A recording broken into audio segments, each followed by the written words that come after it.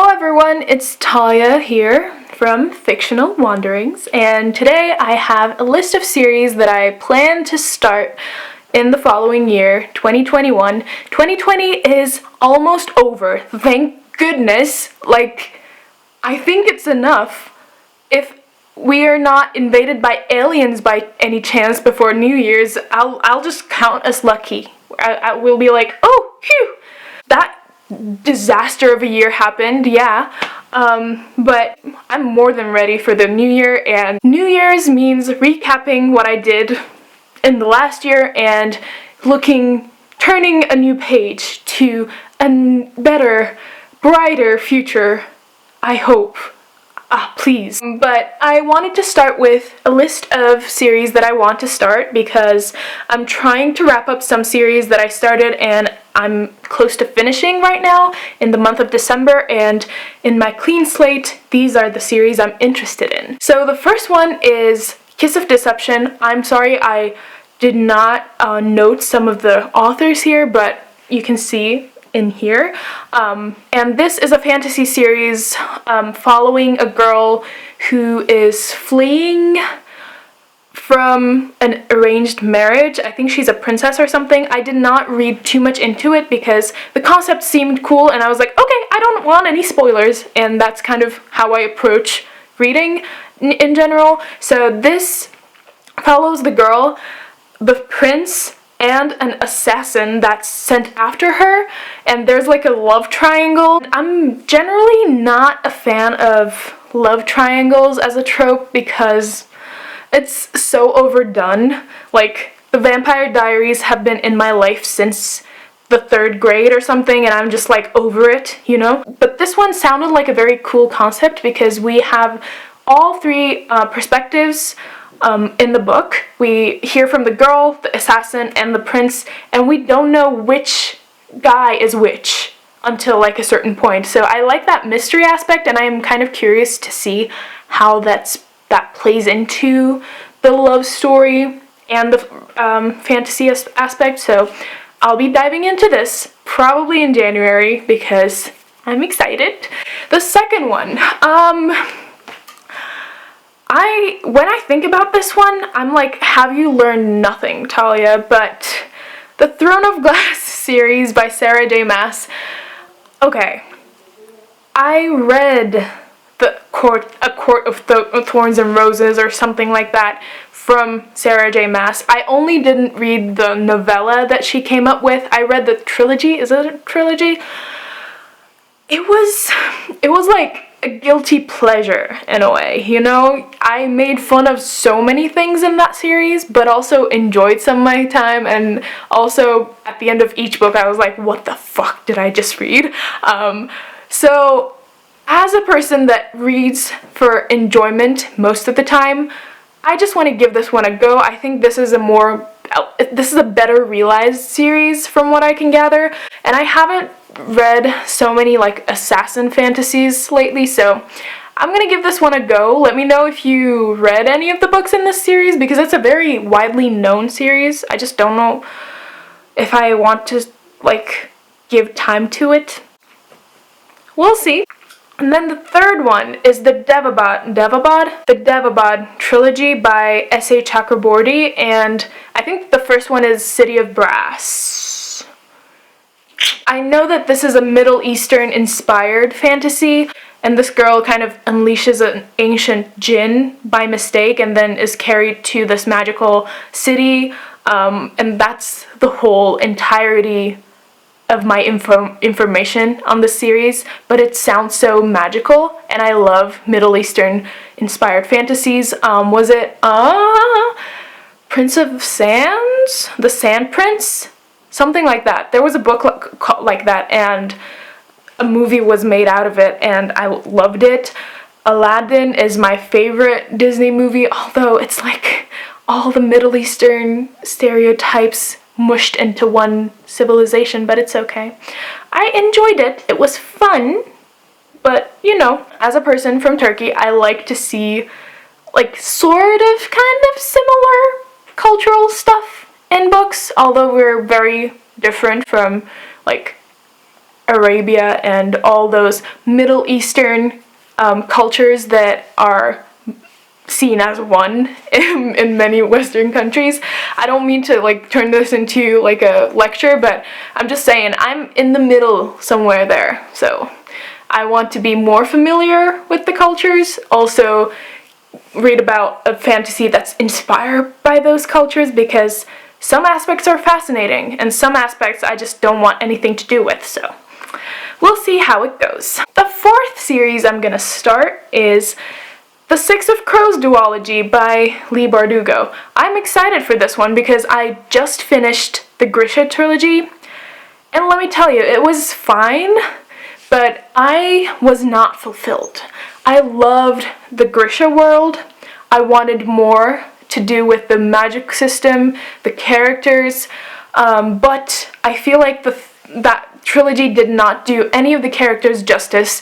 It could have explored the world so much more. The Grisha trilogy was like, you know, a taste, but also like some bitterness in there, because I was like, I did not want this.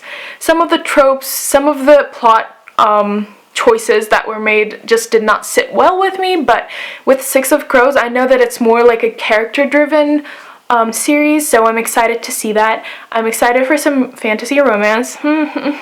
So the fifth series is kind of more intimidating in my opinion, because it's the First Law trilogy by Joe Abercrombie, and it's grimdark, and it's very character-driven with gray characters, morally gray characters that are not good in any shape or form, but not entirely bad either. They're just human, and everyone raves about this so much that I need to know, but it's grimdark, and I can't say I read a lot of grimdark, so we'll see if I like it.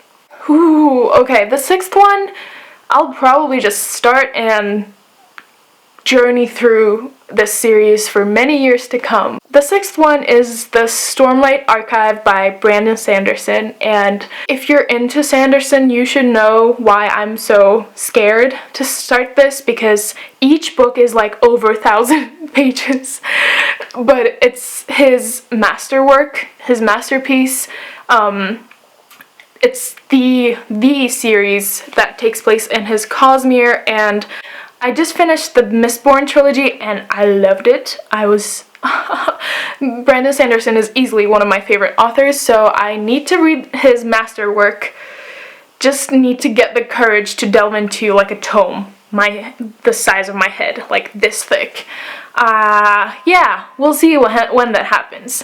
The seventh one, the Farseer Trilogy by Robin Hobb, another behemoth of a series. This one's like an assassin tale again. We follow a boy throughout his life that is like a hidden royalty. I think something happens that he's not in succession for the throne, but they also want to keep him close because he could be a threat when he grows up, so he's basically trained as an assassin for the crown, and it's his life essentially, and I'm very curious about this because I've been hearing about Robin Hobb's work so much, and I want to see her work, see her characters on my own, and just delve into her world as well. Okay, the eighth series that I'm going to start, I might even start it before New Year's, to be honest, because it's a very wintry series, and that is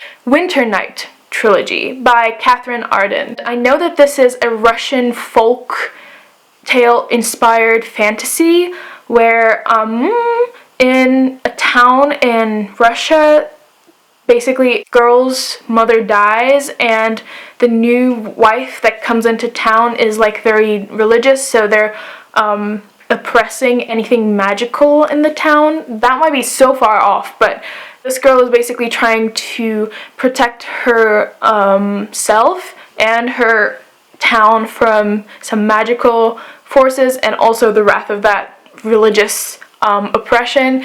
I know that this is a very atmospheric series, very cozy, very wintry, and I'm so excited to delve into it. And also, Russian literature is one of my favorite, like, is it a genre? It's not a genre, but like my favorite type of literature at the moment.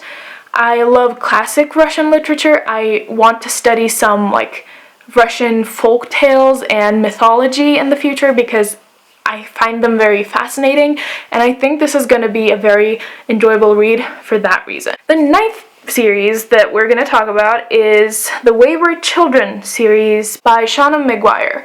I know that this is a series of novellas, and I know that each of them are portal fantasies, and I know that each portal of a child opens up to a world that's unique to themselves, if you know what I mean. And I find that very fascinating. I am very intrigued by the concept. Narnia was my favorite movie growing up.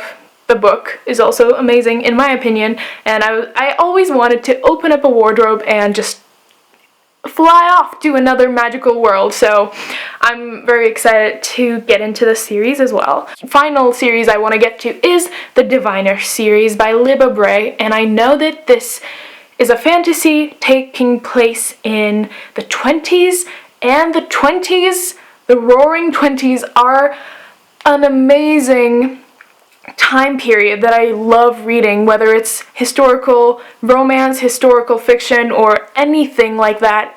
I am fascinated by that environment, so I'm so excited to see how magic plays into it in the Diviners, and these are the series that I want to start come next year. I hope that 2021 will be a much better year for humanity in general, and for our minds, and for our mental health and physical health and the planet, and I don't know, making lists of things I want to do in the future kind of inspire me to stay hopeful and stay enthusiastic about what's to come. So I know it's a very far off thing from like a pandemic to things I want to read, but a girl's gotta do what she gotta do to keep her mind occupied, you know what I mean? So that was it for this video. Thank you so much for watching. If you liked it, please give me a thumbs up and subscribe somewhere there. I don't know, but I'll see you in the next video. Thank you so much. Bye!